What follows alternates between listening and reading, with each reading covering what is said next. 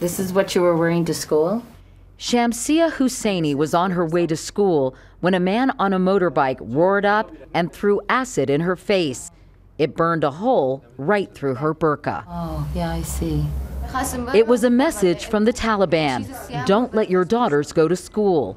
Shamsia and 5 other girls were badly burned. The Mirwas School for Girls is deep in the Taliban heartland of Kandahar. It's one of the few that stayed open in defiance of the Taliban. Today, nearly 2 years later, Shamsia is back at school, an unlikely crusader for education. Her scars are almost gone, but her eyes still burn, and she fears the man on the motorbike will return. I still have nightmares. I will fight these people by continuing to go to school. Last time they threw acid to stop me, but even if they hit me with bullets, I will not stop going to school. There are over 2 million girls going to school today in Afghanistan, a huge leap forward. Under the Taliban in the 1990s, there were almost none. Girls were forced to stay home. Now the Taliban is trying to turn back the clock.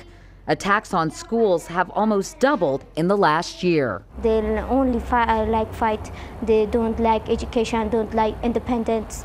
Meanwhile, hardline militants have made headlines in recent weeks. A pregnant woman is lashed and shot.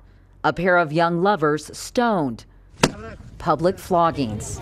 Many women fear if the Taliban return to power, it will also mean a return to harsh Islamic law. And now that the U.S.-backed government of Hamid Karzai has agreed to negotiate with the Taliban in return for ending the war, they're even more fearful. History tells us what they want.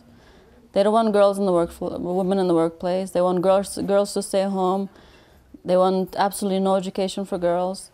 They're not going to back out of their demands. This shelter is one of a handful in the country that offers women a safe haven from physical abuse or rape. Recent statistics are grim. Violence against women is up 50%. Over 60% of marriages are forced. The shelter tries to help women begin a new life, but the odds are stacked against them. Condi was sold into marriage to a much older man. Her brother got $3,000. She was 12, too young to be legally married under Afghan law. But no one was charged. They rarely are. Still, Condi is determined. I want to do something, stand on my own feet, to not be dependent on anybody.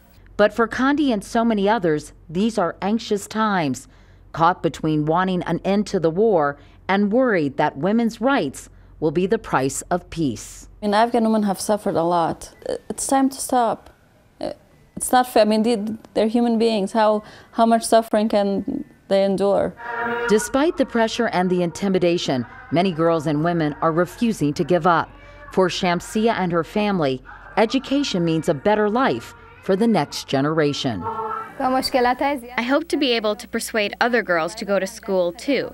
So that to me is hope. It's all I can do.